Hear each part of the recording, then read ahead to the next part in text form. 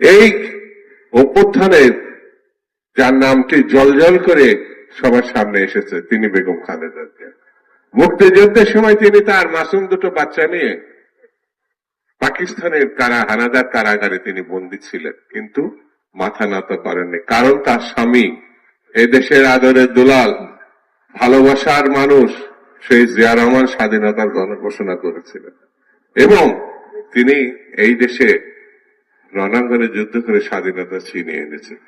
আপনারা জানেন কৃষিক্ষেত্রে আমি নিজে কৃষক দলের সঙ্গে সম্পৃক্ত ছিলাম, আজকে সভাপতি ছিল। তিনি হুসেন মোহাম্মদ এরশাদের স্বৈরতন্ত্রের বিরুদ্ধে যখন আন্দোলন করছিলেন তখন বলেছিলেন, বারবার বলেছিলেন, এই দেশের কৃষককে 5,000 টাকার সুদ সহ কৃষি ঋণ মওকুফ করার জন্য এরশাদ করে না। কিন্তু বেগম খালেদা জিয়া 91 সালে ক্ষমতা আসার পরে প্রথম কাজটা করেছিলেন, কৃষকদের 5,000 টাকা সুদ সহ কৃষি মওকুফ করেছিলেন। তিনি এরশাদের অধীনে নির্বাচন করবেন না, কারণ এরশাদ অবৈধ সরকার ছিল, সামরিক সরকার ছিল, সেই জন্য সেই সরকারের অধীনে তিনি নির্বাচন করেননি। সেই সরকারের পতন ঘটিয়েছিলেন 90-এর গণঅভ্যুত্থানে এবং তিনি পরবর্তীতে নির্বাচন করে নির্বাচিত সরকারের প্রধানমন্ত্রী হয়েছেন।